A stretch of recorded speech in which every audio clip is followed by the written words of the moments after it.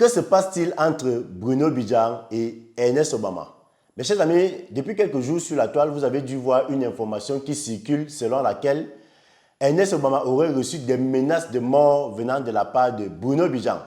On ne comprend pas jusqu'ici ce qui se passe, mais heureusement, Bruno Bidjan a fait une sortie pour expliquer sa version des faits. Voilà, je vais vous laisser l'écouter. Si vous avez quelque chose à dire en commentaire, donnez-nous en commentaire vos impressions par rapport à ça. Donc nous allons écouter Bruno François Bidjan, voilà, qui nous donne sa version des faits.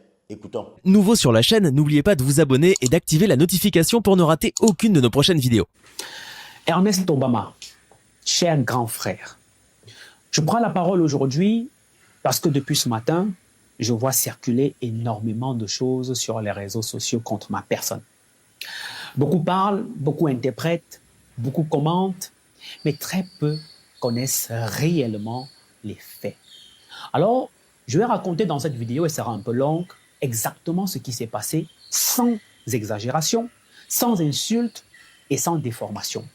Et si tu ne m'avais pas bloqué après notre divers d'hier, je n'aurais même pas fait cette vidéo parce que ça ne m'intéressait pas de prendre la parole en public, mais je suis obligé de m'exprimer publiquement vu que tu m'as bloqué. Hier, j'étais dans la région de l'Ouest Cameroun à l'occasion d'une cérémonie où j'étais invité.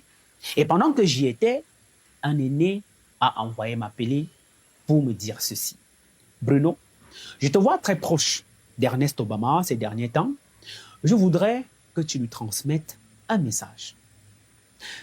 Ma première réaction était de lui dire, grand frère, vraiment, je ne veux pas me mêler de vos problèmes. Et il m'a dit, non, je tiens à ce que tu lui dises exactement ceci. Et il me dit, dis à Ernest Obama qu'il connaît tout ce que j'ai fait pour lui. Il sait ce que nous avons vécu ensemble. Il sait même que je lui ai évité la prison dans son affaire avec votre ancien patron, mais qu'il arrête de parler de moi dans ses émissions. Depuis notre séparation, à chaque fois qu'on se voit, il essaye de me fuir, mais moi, je l'appelle toujours parce qu'il reste un frère. Mais de là à toujours parler de mal de moi dans ses émissions, je ne suis pas d'accord. Et donc, dis-lui que la prochaine fois qu'il le fera, j'engagerai une procédure judiciaire contre lui. L'aîné en question me le dit devant 2 témoins. Et je lui dis, ok grand frère, je vais lui transmettre ton message. J'ai même d'abord oublié de le faire à l'immédiat parce que j'étais sur beaucoup de choses à la fois. Mais sur le chemin du retour pour Yaoundé, je me suis donc souvenu de cette promesse et c'est là que je t'appelle grand frère Ernest. Dans un premier temps, tu ne décroches pas. Mais quelques instants plus tard, c'est toi qui me rappelles. Et la capture d'écran d'hier le démontre. Tu me dis, gars, c'est comment? Je sais que quand tu m'appelles, il y a la Joconde. Bon, la Joconde, c'est un peu pour dire qu'il y a un petit business, c'est notre langage quotidien. Et moi, je te réponds que non, ce n'est pas le cas, mais que je sors d'un événement à l'ouest et qu'un aîné là-bas m'a chargé de te transmettre un message. Et c'est là que je t'ai alors dit exactement ce qu'il m'a demandé de te dire. Rien de plus, rien de moins. Ta réponse a été la suivante. Tu m'as dit que tu te bats seul pour faire vivre ta chaîne, que tu as des factures à payer, que tu as 46 ans et que tu n'as peur de personne. Tu as ajouté que la seule personne qui peut t'empêcher de parler d'elle est celle qui te soutient financièrement. Je ne sais pas si c'était un message. Et que celui qui ne te soutient pas ne peut pas t'empêcher de faire ce que tu veux sur ta chaîne. Et moi, je t'ai simplement répondu, grand frère, moi, je faisais juste le messager. Nous avons même terminé cette conversation dans la bonne humeur. On a ri, on a évoqué d'autres sujets et tu m'as dit de regarder ton émission le soir. Notre appel, je crois, a duré environ 3 minutes et quelques, selon la capture que je publie. Voilà les faits.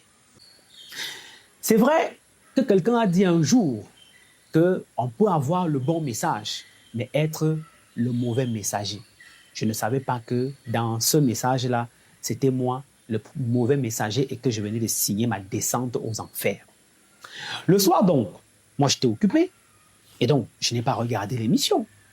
Ce matin, à mon réveil, je découvre une véritable tempête sur les réseaux sociaux. Bon, je suis un peu habitué. Je reçois des centaines de messages des appels, des captures d'écran et un extrait vidéo dans lequel mon grand frère, toi, Ernest, tu dis qu'un journaliste, enfin, tu reconnais que je suis journaliste, du nom de Bruno Bidjan, t'a appelé pour te menacer de mort et que tu aurais appelé ta famille, que si quelque chose t'arrive, qu'on lui tienne pour responsable. J'ai donc pris le temps d'écouter attentivement cette sortie et même de l'analyser parce que je connais ma personne. Et je vais être honnête. Ernest Obama, je sais reconnaître tes méthodes. Je connais ta manière de communiquer. Je connais aussi ta capacité à construire un récit qui te place dans la posture de victime. Et pour ce cas-ci, crois-moi, tu as réussi. Je te dis bravo. Tu as évité volontairement de citer le nom de la personne qui t'a réellement adressé ce message. À la place, tu as préféré mettre mon nom en avant. Pourquoi? Je vais vous expliquer. Parce que tu sais très bien que dans le contexte actuel, tu ne peux citer le nom de la personne. Tu le sais. Et tu as donc choisi ton moins cher que je suis, le Mboutman que je suis, parce que je suis pour toi un sujet intéressant. Pour les ennemis de l'aîné dont tu veux attirer aujourd'hui la sympathie, tu vas attirer la sympathie de ses ennemis pour ta chaîne et la visibilité. Tu as donc choisi de me sacrifier moi à l'autel des réseaux sociaux. Résultat des courses, tu as toute la sympathie que tu voulais et tout le bruit que tu voulais. En effet, moi j'ai compris ta stratégie de communication et honnêtement, ça ne me dérange pas. Si ça peut te faire de bonnes petites affaires pendant un temps, pendant la durée d'un buzz, bah écoute grand frère, vas-y. Mais cela ne change absolument en rien la réalité des faits. Mais aujourd'hui, je veux quand même te demander une seule chose. Je sais que tu as l'habitude d'enregistrer tes conversations. Si tu as enregistré notre échange, je te prie, mon cher grand frère, s'il te plaît, de le publier intégralement sur les réseaux sociaux.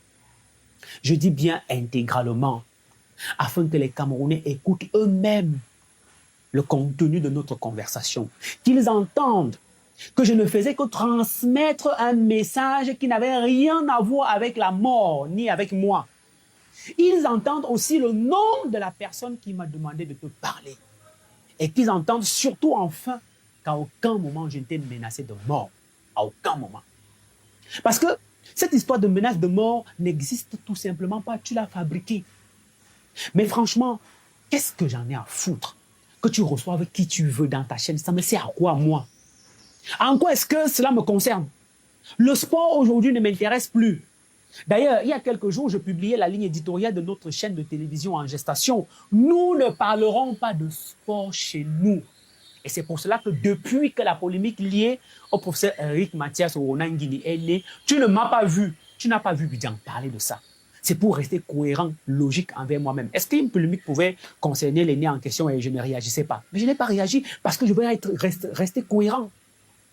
Ensuite, je voulais quand même te rappeler autre chose au-delà, et c'est ce que moi je comprends et c'est le plus important. Nous avons partagé beaucoup de choses ensemble ces derniers temps. Tu connais notre histoire. Tu sais aussi que malgré nos différends, j'ai toujours été respectueux et humble face à toi.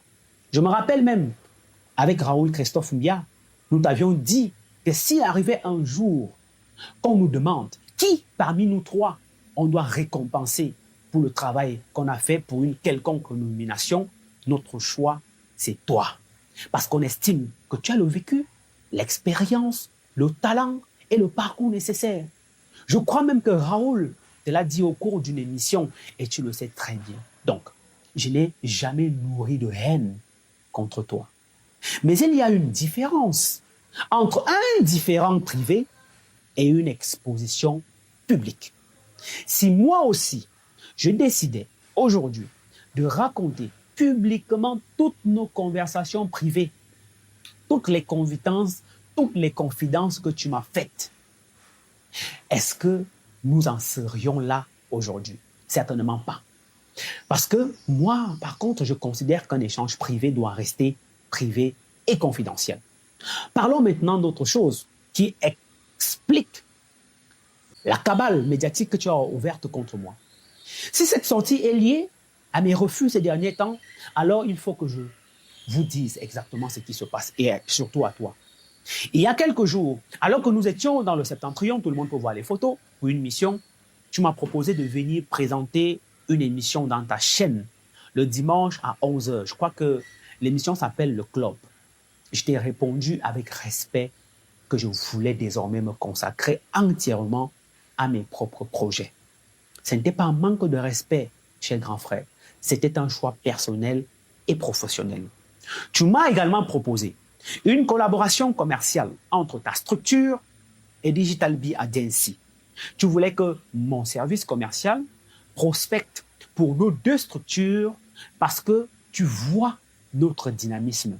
Là encore, je t'ai répondu non. Pas parce que j'ai un problème avec toi, mais parce qu'aujourd'hui, je fais le choix de construire mon entreprise sans dépendre de personne. Rien qu'à partir de mes prestations. Si ces refus t'ont contrarié, je peux le comprendre et honnêtement, mon cher grand frère, je m'en excuse. Mais cela ne devrait pas justifier que mon nom soit utilisé dans une polémique qui ne me concerne en rien. Quand vous étiez dans vos amitiés de qui est contre tel et contre Dieu, est-ce que tu m'as vu là-bas? Pourquoi aujourd'hui tu veux me mêler à vos combats qui ne me concernent pas? Tu sais qu'à chaque fois qu'on est ensemble, tu veux toujours ramener ce sujet et j'ai toujours esquivé parce que je sais qu'à tout moment, tu peux m'enregistrer et utiliser cela contre moi plus tard. Enfin, je vais te parler de Digital Bee TV en gestation parce que je sais que la cabale, c'est pour que tu détruises l'image de Digital Bee TV. J'ai déjà dévoilé il y a quelques semaines, je le disais, la ligne éditoriale de cette chaîne en gestation. Je ne sais pas si c'est ce qui te fait au point d'ouvrir une cabale contre moi. Mais rassure-toi, nos deux lignes éditoriales n'ont rien, absolument rien en commun. Donc, je ne suis pas ton concurrent, mon cher grand frère. Je sais que ça te fait peur, parce que tu connais ma capacité quand je m'engage derrière un projet. Mais sache que tu as ta part de marché, j'ai la mienne. C'est toi qui essayes à chaque fois de venir te greffer à moi. Tu sais de quoi je parle. Tes amis, je ne les approche pas. Je les fuis même. Mais tu fais tout pour rapprocher les miens, même parfois par des méthodes peu orthodoxes.